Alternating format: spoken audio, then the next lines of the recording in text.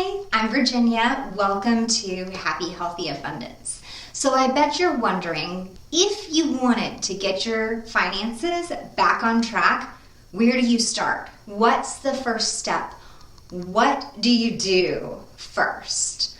I want to share with you today exactly that. Go ahead and give this video a thumbs up and put a comment below and tell me why you want to get your finances on track and what you're thinking about as far as goals that you want to achieve with your finances. As far as the first step goes, there's always some form of trigger that happens that creates that awareness that, oh, I need to get on my finances. I need to get my stuff together. I need to get organized. I need to figure this out. So that trigger can come in the form of an unexpected bill in the mail, an email that you didn't expect that's telling you that you owe money for something. Maybe by chance you pulled your credit and you found a few things that you weren't even aware of that are listed on that credit report.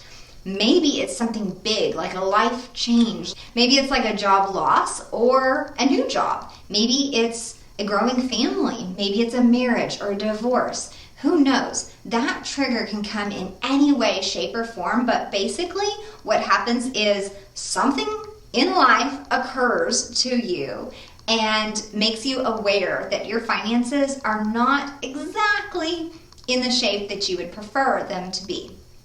This could mean you don't have the balances in savings that you would like to have. This could mean that your debt load got a little bit heavy over the past year or few months. Whatever it is, there is a solution and you can rectify the situation. You can dig your way out. Once you notice that trigger, whatever that trigger is, which it's important to identify what it was that got your attention in the first place, then the next step is to kind of dive into why you want to fix the situation. At first, that might seem like a really surface level, like, well, duh, I don't want surprise bills in the mail. But there's always a deeper reason. How do those surprise bills make you feel? How does seeing that credit report with those extra items on there that you weren't even aware of make you feel? And what does that mean for you and your family and your future and your bank accounts and everything? It's like a trickle effect. You know, one event happens, one decision is made, and then from there it's a trickle effect and it affects every other decision after that for years and years to come. So it's important to identify that why, like that deep, deep reason of, you know, maybe your family in the past has been plagued by debt and creditors calling, and you remember issues that your parents had. Maybe you moved a lot as a kid because your parents were constantly running from someone that they owed money to, and you grew up with that financial stress, and you're like, oh, no, I'm not living like this. I'm drawing the line and I'm changing the way that I'm living. Whatever that why is, and I'll share with you, for me, that big why was my children.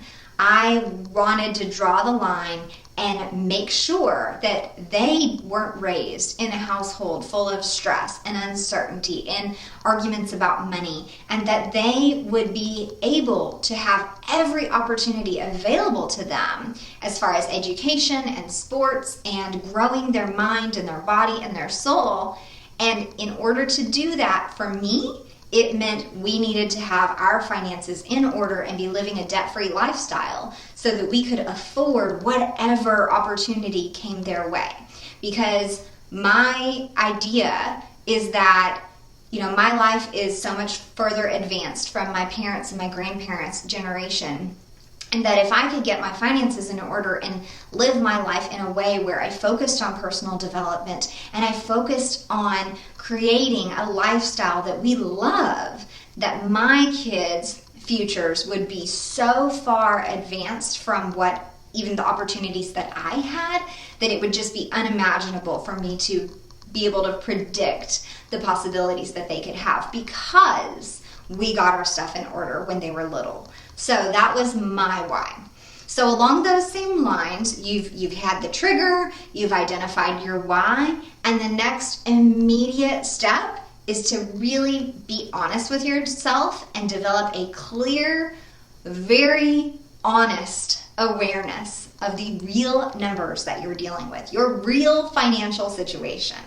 So we're talking about checking your bank account, checking your savings account, checking your retirement accounts, looking at your pay stub, making sure that you understand every single deduction and where that money is going out of your pay stub, understanding your gross salary versus your net salary, and realizing that, hey, when someone says, okay, your salary is $80,000 a year, what do you actually bring home, and what does that mean for your budget every single month? So obviously you can't spend 80 grand a year because you actually don't bring home 80 grand a year. So that starts that awareness and that realization of, what does our lifestyle look like? What are we really spending?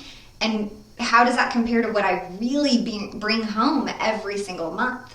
Also, along those same lines, creating this awareness, you're pulling your credit report. You can go to annualcreditreport.com and you are allowed once a year a free credit report. Now, if that has or doesn't have your score on it, that doesn't matter right now. We're focusing on the line items that are listed on your credit, whether they're in good or bad standing, whether they're accurate or not, whether you're aware of every single item that's listed on there, or maybe if there's some surprises on there. So it's just creating that awareness of your true financial situation, logging into every single loan and credit and savings and retirement and checking account that you have, and really understanding, okay, what's my real balance? How much do I actually pay every single month? Am I getting charged interest? How much interest am I getting charged? What's my percentage rate? And what does that mean as far as a dollar value of interest every single month? Or if it's a savings account or retirement account, how much are you contributing each week, each month, once a year? What's your status and schedule on that? And how much are you earning every single year? Is there a percentage rate that you're earning? And how does that translate into the dollars that you're earning? Where do those earnings go? Do they roll back into the account and build the balance and continue to grow your money? Or are you pulling those earnings as income? So it's just very, very important that you create a clear awareness of every single dollar you earn, where it's going, where it's coming from, and that you are very honest with yourself about the numbers. Sometimes this can be a daunting process. It depends on how many accounts you have and your level of awareness where you begin. So if you're starting from a point where you're like, I have no clue, everything's a mess, I feel like I'm drowning, I probably have 10 or 20 accounts that I don't even remember exist, and you're very overwhelmed at the beginning of the process, yeah, this process is going to be a little bit more intense for you. But it's handleable. It's okay. I've shared before that I was there. I kind of had an idea about how many credit cards we had and how much we were in debt, and I thought I had a grasp on what we spent each month, and I could say like, oh, 200 for this or 100 for that. And when I got real with the numbers and I actually looked at every single account, wrote it down on a list, which I'm really old school, so I love just like your standard yellow pad. And I started writing this stuff down, and I could see the list accumulating and the total at the bottom that we actually owed our creditors versus what we had in the bank. And then same thing with the minimum payments and subscriptions and everything that we were paying out each month, and I could see that total billing. And it was really an eye-opening process, really quite a financial awakening, if you want to say that. And so that's where this is step one. This awareness, this awakening, this honesty with yourself and with the numbers, and getting a true picture of where you are, where you want to be, why you want to change your situation, and getting an honest starting point. Okay, really, how much total do we owe? How much of this is owed this year? How much of this is owed over the next 5 years? And what's my income? And how do I expect to be able to handle this? And what does this look like as far as affecting my family and the decisions that we make about the things that we are or aren't able to afford. So all of these thoughts and processes go into beginning that building of your financial journey. This is your launching pad, but you have to be very clearly informed and very honest with yourself to launch in the right direction. So the next few videos are going to be kind of like step 2, 3, 4. We're just going to keep going along the financial journey. So yeah, this first step, which, maybe it'll take you a couple of days to gather all this information. Maybe it'll take you a week, but go ahead and set aside an hour or two at a time to just really dive into the numbers and dive into the awareness. And I want to say right here, this is not, and I repeat, not an opportunity to self-blame, bash yourself, beat yourself up, criticize the numbers that you're seeing. This is an opportunity to learn and to be honest with yourself and just face the music, right? So for a time, you can probably get away with ignoring creditors or ignoring the bills or just, paying things as they come and just not really paying attention. But at some point, this stuff catches up with you. It's impossible for it not to catch up with you. So you're at that point where you're saying, okay, well, I've ignored it long enough. I'm going to get real with it. I'm going to face the music. I'm going to face this sucker head on, and I am going to fully understand my true situation.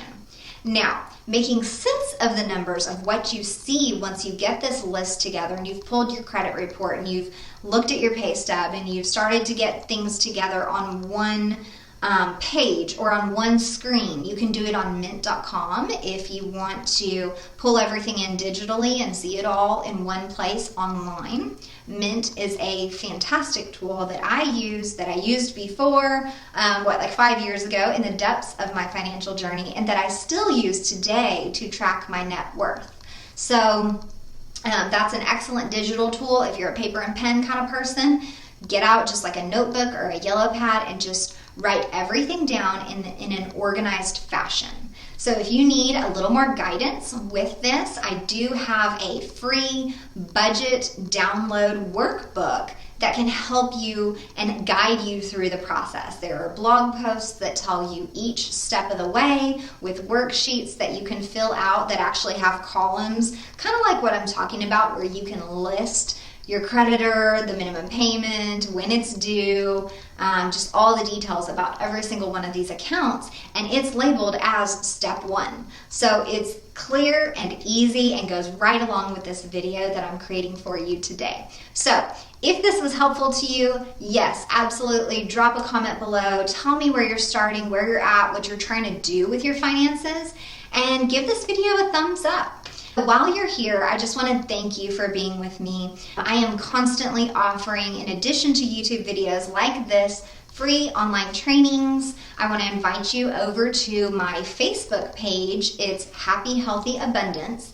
And that is where I spend a lot of time, actually. I go live, I do helpful posts multiple times a day, every day. I share blog posts and podcast episodes and even these YouTube videos on that page. So if you're pretty new to the financial journey and you're hungry for the information, check that out, and that will help direct you in order of operation to my website so you can get the free downloads and follow the blog posts and follow the podcast. Thank you again for being here with me today. I'm Virginia. Don't forget to subscribe to the video while you're here, and I'll see you next time. Thanks.